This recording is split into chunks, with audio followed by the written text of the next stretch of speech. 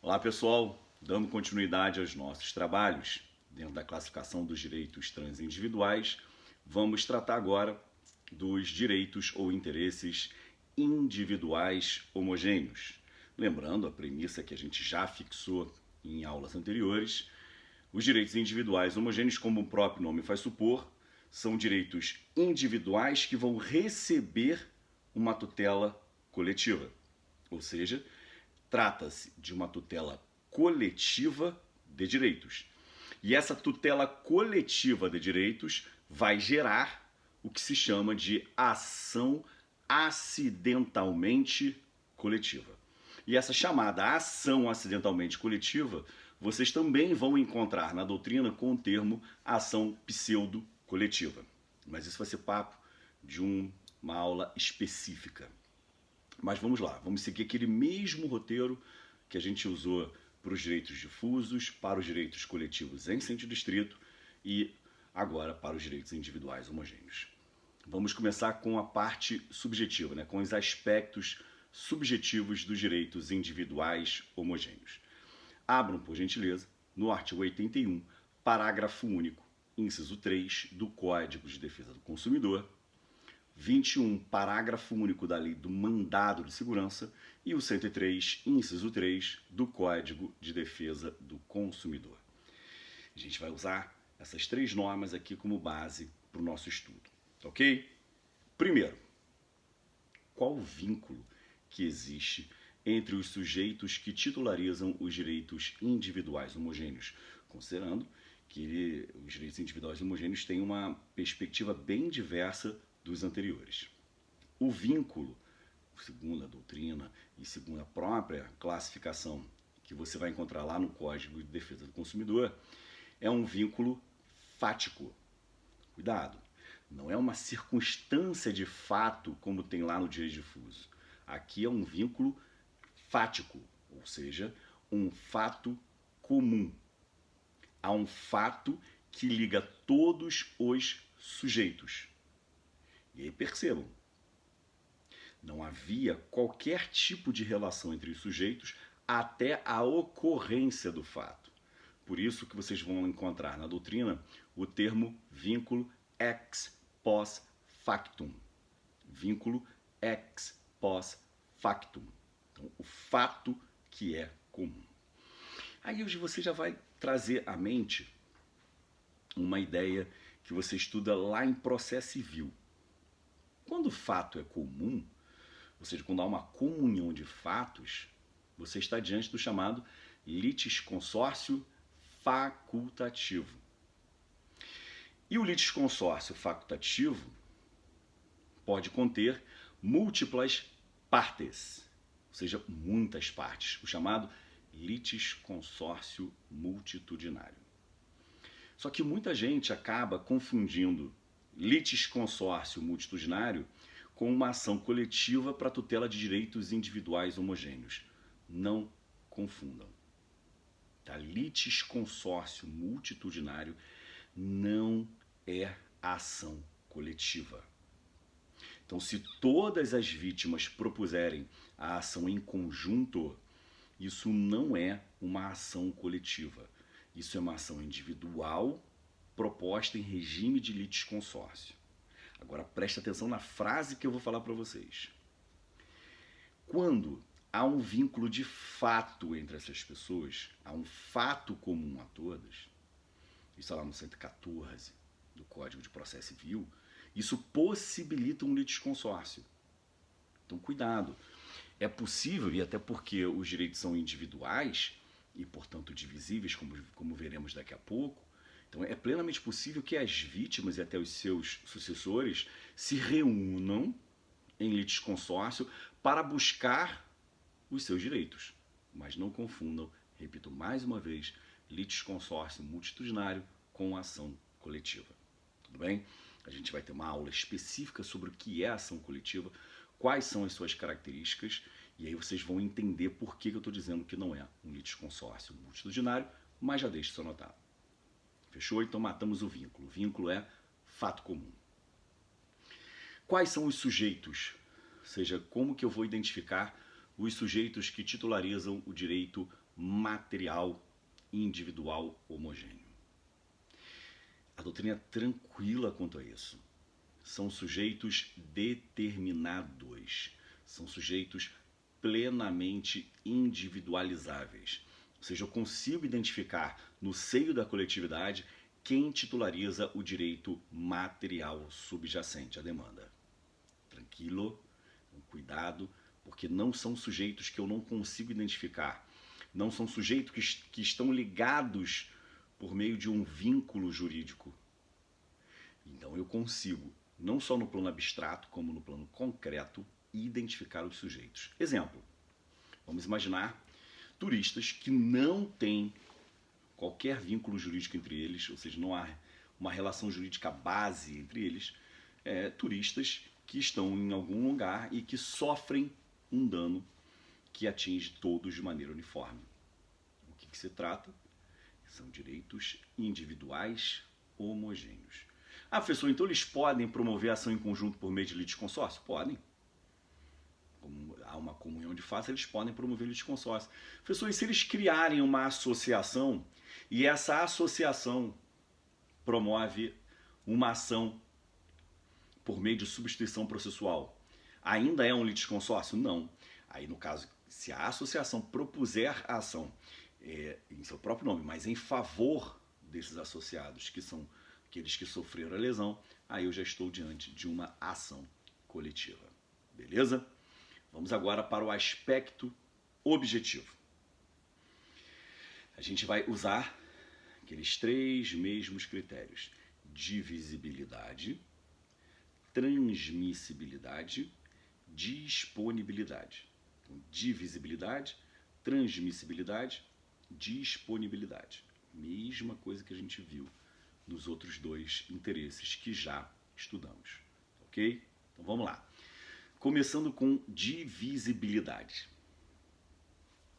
Considerando que os direitos individuais homogêneos, como o próprio nome faz supor, é formado por direitos que são individuais, a doutrina sustenta que são direitos divisíveis, portanto, suscetíveis de apropriação individual. São direitos divisíveis e, portanto, suscetíveis de apropriação individual. Essa minha afirmação gera algumas repercussões que valem a pena a anotação. Não se preocupem, porque todas essas repercussões que vocês vão anotar agora vão ser objeto de aulas específicas, mas já deixa anotada a ideia, porque essas ideias são importantes para você compreender. Tá ok? Primeira, tudo partindo da premissa que os direitos individuais homogêneos são divisíveis. Primeira repercussão importante. Será juridicamente possível a chamada intervenção individual no processo coletivo. Será possível, juridicamente, a intervenção individual no processo coletivo. Para quem estuda fazendo provas antigas, coloca uma referência, isso já foi questão de prova da PGE do Rio de Janeiro. Salvo engano, foi questão da primeira fase da PGE do Rio de Janeiro. Vamos lá. Para que vocês possam matar essa questão da possibilidade da intervenção individual no processo coletivo, vocês vão fazer a seguinte remissão. Artigo 18, parágrafo único do Código de Processo Civil. Artigo 18, parágrafo único do Código de Processo Civil. 94, combinado com 103, parágrafo 2º do Código de Defesa do Consumidor. Então, 18, parágrafo único do Código de Processo, combinado com 94 e 103, parágrafo 2º do Código de Defesa do Consumidor. Essas 3 normas vistas em conjunto, elas confirmam a possibilidade da intervenção individual em processo coletivo e que só pode acontecer, e a gente vai ver isso em outra aula, mas já quero deixar anotado para vocês, já só pode acontecer de acordo com a doutrina dominante nos casos de direitos individuais homogêneos. Reparem, se você abrir no artigo 94 do Código de Defesa do Consumidor, os senhores vão reparar o seguinte: a localização topográfica desse artigo 94 deixa clara a ideia de que isso só vai acontecer nos direitos individuais homogêneos, pela localização topográfica. Reparem. Tranquilo? Detalhe importante.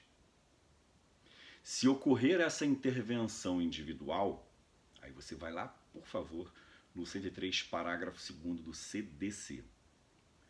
Se ocorrer essa intervenção individual, haverá uma exceção à regra geral do regime in utilibus.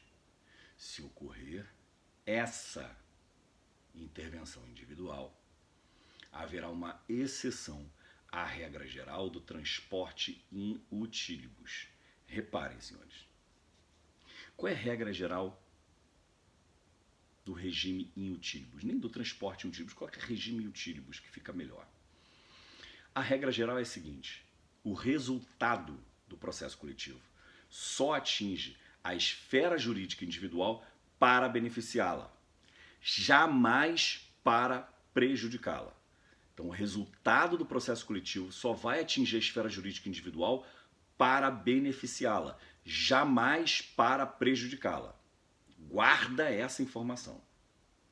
Contudo, se houver a intervenção individual no processo coletivo, este indivíduo interveniente será atingido por qualquer resultado do processo coletivo, seja ele benéfico, seja ele prejudicial. Então, se ele ingressar no processo coletivo, ele vai ser atingido por qualquer resultado do processo coletivo, seja benéfico ou prejudicial. Basta você fazer uma leitura a contrário senso do artigo 103, parágrafo 2º do Código de Defesa do Consumidor. Tranquilo, senhores? Então, cuidado com isso. Na aula de intervenção individual, que obviamente a gente vai ter uma aula de intervenção de terceiros e eu vou tratar desse tema, vocês vão ver, por exemplo, vão ver a discussão sobre a natureza jurídica processual dessa intervenção, mas isso eu deixo para aula específica. Fechou? Segunda consequência prática dessa divisibilidade. Segunda consequência prática. Vão agora para o artigo 103, parágrafo 3º do Código de Defesa do Consumidor. 103, parágrafo 3º do Código de Defesa do Consumidor. Esse artigo preconiza o chamado transporte in utilibus da sentença coletiva para a esfera jurídica individual. Transporte in utilibus da sentença coletiva para a esfera jurídica individual. Que ideia é essa? É a possibilidade do indivíduo transportar o resultado positivo do processo coletivo para a sua esfera jurídica individual, promovendo por conseguinte liquidação e execução no plano individual.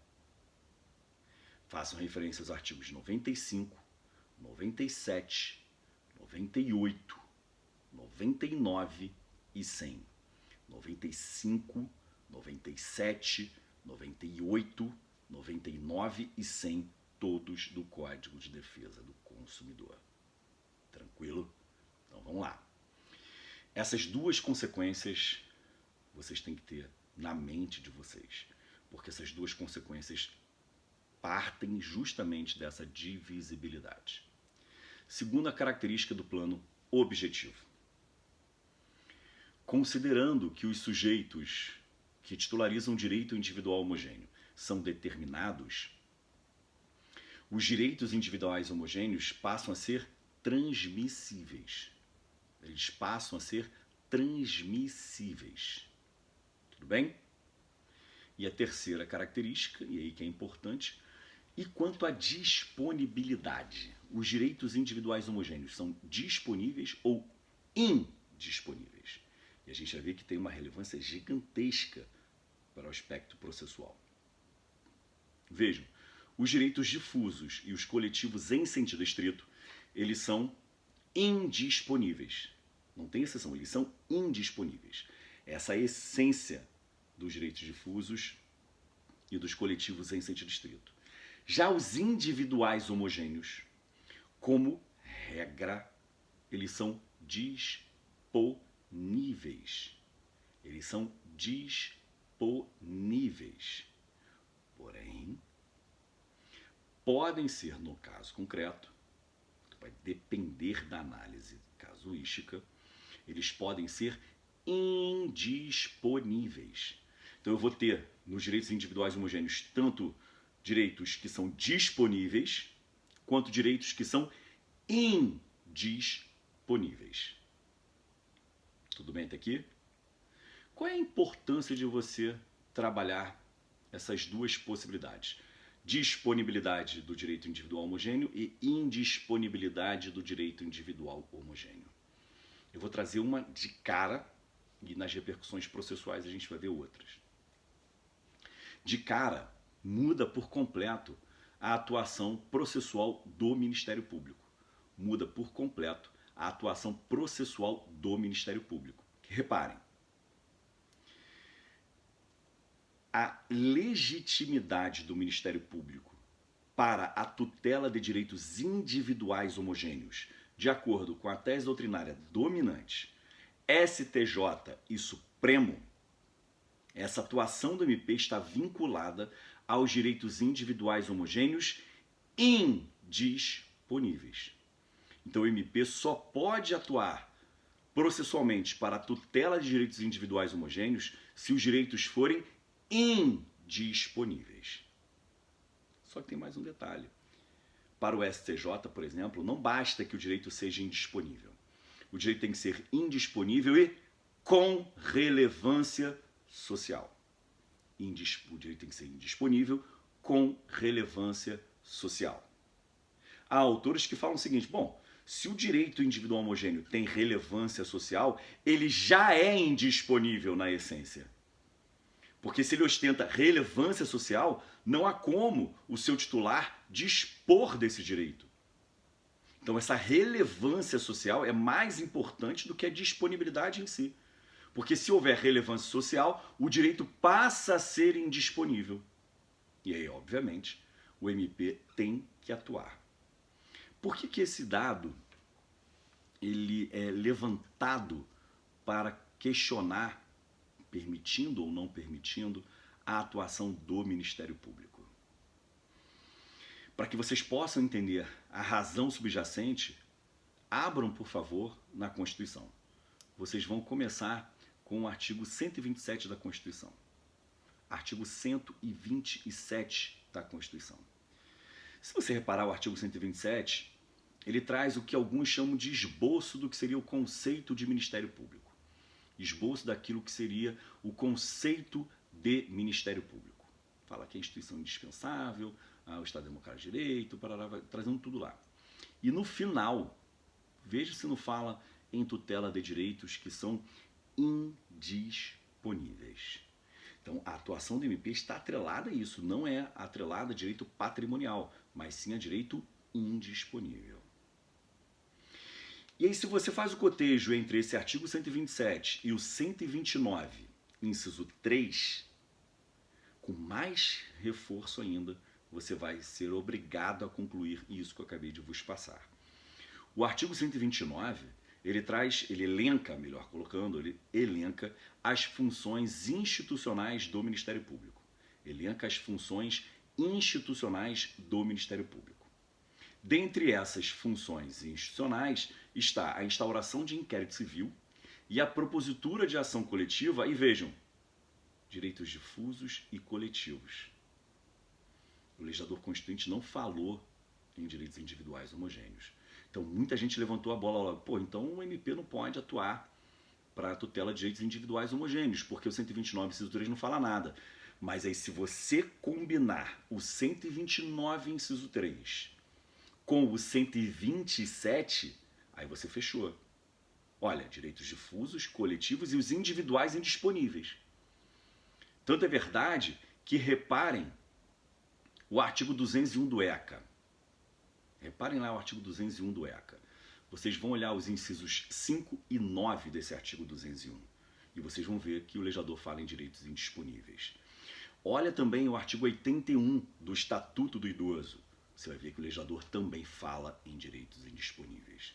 Por isso que hoje o que prevalece é que o MP pode sim tutelar direitos individuais homogêneos, desde que sejam indisponíveis com relevância social. Tudo bem? Então no próximo bloco a gente continua.